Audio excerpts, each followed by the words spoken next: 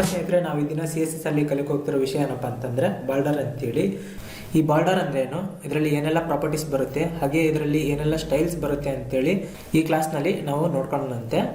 ಮೊದಲನೇದಾಗಿ border properties ಏನೇನಿದೆ ಅಂತ ನೋಡ್ಕೊಳ್ಳೋದಾದ್ರೆ ಬಾರ್ಡರ್ ವಿಡ್ತ್, ಬಾರ್ಡರ್ ಸ್ಟೈಲು, ಹಾಗೆ ಬಾರ್ಡರ್ ಕಲರ್ ಅಂತ ಇದೆ. ಬಾರ್ಡರ್ ವಿಡ್ತ್ ಅಂತಂದ್ರೆ ಆ ಬಾರ್ಡರ್ ಅನ್ನೋದು ಎಷ್ಟು ದಪ್ಪ ಇರ್ಬೇಕಂತೇಳಿ ನಾವು ಮೆನ್ಷನ್ ಮಾಡ್ತೀವಿ. ಹಾಗೆ ಬಾರ್ಡರ್ ಸ್ಟೈಲ್ ಅಂತಂದ್ರೆ ಆ ಬಾರ್ಡರ್ ಅನ್ನೋದು ಯಾವ ಸ್ಟೈಲಲ್ಲಿ ಕೊಡಬೇಕು, ಅದೇ ರೀತಿ ಬಾರ್ಡರ್ಗೆ ಕಲರ್ ಏನು ಕೊಡಬೇಕು ಅನ್ನೋದು ಬಾರ್ಡರ್ನ ಪ್ರಾಪರ್ಟೀಸ್ ಆಗಿದೆ.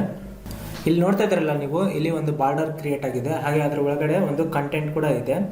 ಇದಕ್ಕೆ ನಾವು ಬಾರ್ಡರ್ ವಿಡ್ತ್ 2px ಅಂತೇಳಿ ಕೊಟ್ಟಿದ್ದೀವಿ, ಹಾಗೆ ಬಾರ್ಡರ್ ಸ್ಟೈಲು ಸಾಲಿಡ್ ಅಂತೇಳಿ ಕೊಟ್ಟಿದ್ದೀವಿ, ಹಾಗೆ ಬಾರ್ಡರ್ ಕಲರ್ನ ರೆಡ್ ಆಗಿ ಕೊಟ್ಟಿದ್ದೀವಿ.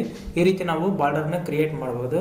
ಇನ್ನು ಬಾರ್ಡರ್ ಸ್ಟೈಲ್ಸ್ ಏನೇನಿದೆಪ್ಪ ಅಂತ ನೋಡೋದಾದ್ರೆ ಇಲ್ಲಿ 8 ಸ್ಟೈಲ್ಸ್ ಇದೆ ನೋಡ್ರಿ. ಅದು ಯಾವುವು ಅಂದ್ರೆ ಮೊದಲೇದು ಸಾಲಿಡ್ ಅಂತೇಳಿ. ಸಾಲಿಡ್ ಅಂತಂದ್ರೆ ತಿಕ್ಕಾಗಿ ಒಂದು ಲೈನ್ ಬರುತ್ತೆ.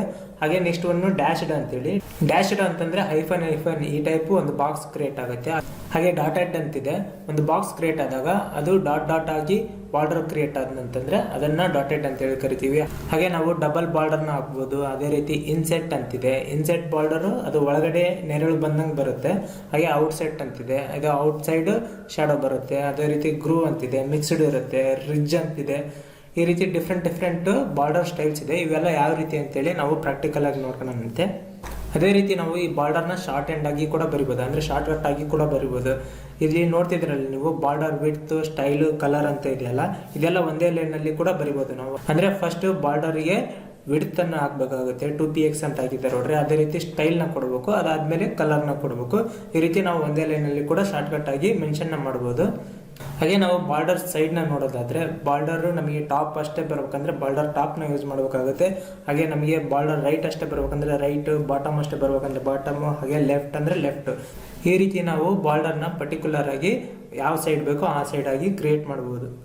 ನಾನು ಇಲ್ಲಿ ನೋಟ್ ಪ್ಯಾಡ್ ಅಲ್ಲಿ HTML ಟ್ಯಾಗ್ ನ ಹಾಕಿದ್ದೀನಲ್ಲ, ಅದೇ ರೀತಿ ಹೆಡ್ ಟ್ಯಾಗ್, ಬಾಡಿ ಟ್ಯಾಗ್ ನ ಕ್ರಿಯೇಟ್ ಮಾಡಿದ್ದೀನಿ.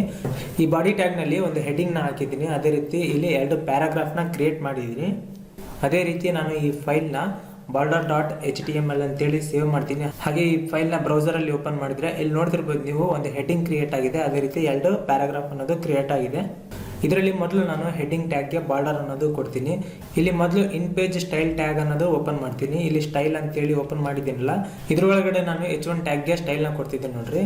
ಇಲ್ಲಿ H1 ಅಂತೇಳಿ ಬರ್ದು ಕರ್ಲಿ ಬ್ರಾಕೆಟ್ ನ ಓಪನ್ ಮಾಡಿ ನಾನು ಫಸ್ಟ್ ಬಾರ್ಡರ್ ನ ಕ್ರಿಯೇಟ್ ಮಾಡ್ಬೇಕಲ್ಲ.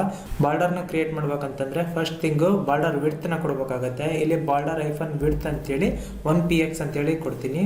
ಹಾಗೆ ಬಾರ್ಡರ್ ಸ್ಟೈಲ್ ನ ಕೊಡ್ಬೇಕಲ್ಲ, ನಾನು ಬಾರ್ಡರ್ ಹೈಫನ್ ಸ್ಟೈಲ್ ಅಂತೇಳಿ ಕೊಟ್ಟು ಇಲ್ಲಿ ಸಾಲಿಡ್ ಅಂತೇಳಿ ಸ್ಟೈಲ್ ನ ಕೊಟ್ಟಿರ್ತೀನಿ. ಅದೇ ರೀತಿ ಆ ಬಾರ್ಡರ್ಗೆ ಕಲರ್ ಏನ್ ಬರಬೇಕು ಅಂತಂದ್ರೆ ಆ ಬಾರ್ಡರ್ ಹೈಫನ್ ಕಲರ್ ಅಂತ ಕೊಟ್ಟು ರೆಡ್ ಅಂತೇಳಿ ಕೊಟ್ಟಿರ್ತೀನಿ. ಈ ರೀತಿ H1 ಗೆ ನಾವು ಬಾರ್ಡರ್ ಸ್ಟೈಲ್ ನ ಕೊಟ್ಟಿದ್ದೀನಲ್ಲ, ಈ ಫೈಲ್ ನ ಸೇವ್ ಮಾಡ್ಕೊಂಡು ಇಲ್ಲಿ ಬ್ರೌಸರ್ ಇಲ್ಲಿ ಬಂದು ರಿಫ್ರೆಶ್ ಮಾಡಿದ್ರೆ ಇಲ್ಲಿ ನೋಡ್ತಿರ್ಬೋದು ನೀವು, ಹೆಡಿಂಗ್ ಗೆ ಒಂದು ಬಾರ್ಡರ್ ಕ್ರಿಯೇಟ್ ಆಗಿದೆ. ಅಂದ್ರೆ 1px ಅಷ್ಟು ದಪ್ಪನಾಗಿ ಸಾಲಿಡ್ ಸ್ಟೈಲ್ ಅಲ್ಲಿ ಒಂದು ರೆಡ್ ಕಲರ್ ಬಾರ್ಡರ್ ಕ್ರಿಯೇಟ್ ಆಗಿದೆ. ಈ ರೀತಿ ನಾವು ಒಂದು ಬಾರ್ಡರ್ ನ ಕ್ರಿಯೇಟ್ ಮಾಡಬಹುದು. ಅದೇ ರೀತಿ ನಾನು ಬಾರ್ಡರ್ ವಿಡ್ತ್ ಅಂತಿದೆಯಲ್ಲ, ಅದನ್ನ 4px ಅಂತೇಳಿ ಮಾಡ್ತೀನಿ. ಹಾಗೆ ಈ ಫೈಲ್ ನ ಸೇವ್ ಮಾಡಿ ಇಲ್ಲಿ ಬ್ರೌಸರ್ ಅಲ್ಲಿ ಬಂದು ರಿಫ್ರೆಶ್ ಮಾಡ್ತೀನಿ. ಇಲ್ಲಿ ನೋಡ್ತಿರ್ಬೋದು ನೀವು, ಆ ಬಾರ್ಡರ್ ಏನ್ ಥಿಕ್ನೆಸ್ ಇದೆಯಲ್ಲ ಅದು ಸ್ವಲ್ಪ ದಪ್ಪ ಆಗಿದೆ. ಈ ರೀತಿ ನಾವು ಎಷ್ಟು ಪಿಕ್ಸೆಲ್ಸ್ ಅನ್ನೋದು ಜಾಸ್ತಿ ಕೊಡ್ತೀವಲ್ಲ ಅಷ್ಟು ತಿಕ್ಕಾಗಿ ಆ ಬಾರ್ಡರ್ ಅನ್ನೋದು ಬರುತ್ತೆ.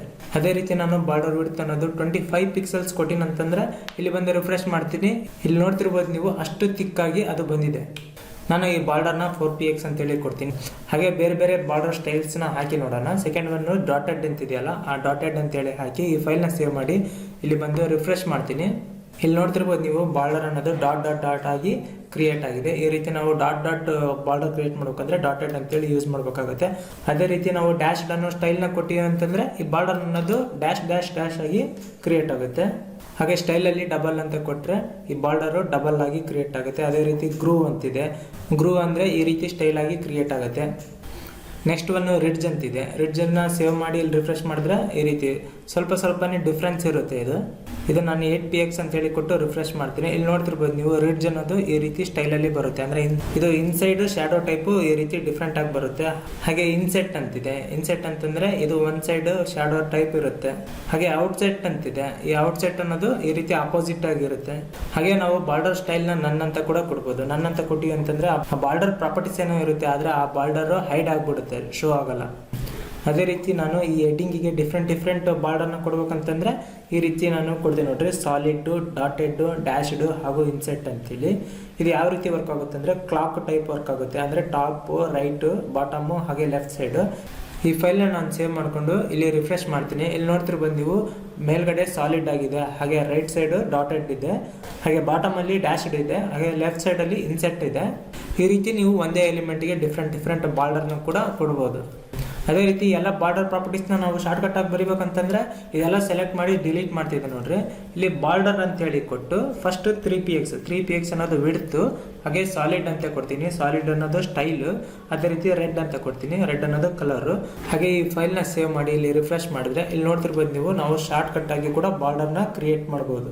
ಅದೇ ರೀತಿ ಈ ಬಾರ್ಡರ್ ಶಾರ್ಟ್ ಹ್ಯಾಂಡ್ ಅಲ್ಲಿ ನಾನು ಈ ಸ್ಟೈಲ್ನ ಡಬಲ್ ಅಂತೇಳಿ ಕೊಡ್ತೀನಿ. ಈ ಫೈಲ್ನ ಸೇವ್ ಮಾಡ್ಕೊಂಡು ಇಲ್ಲಿ ರಿಫ್ರೆಶ್ ಮಾಡಿದ್ರೆ ಇಲ್ಲಿ ನೋಡ್ತಿರ್ಬೋದು ನೀವು, ಡಬಲ್ ಬಾರ್ಡರ್ ಕ್ರಿಯೇಟ್ ಆಗಿದೆ.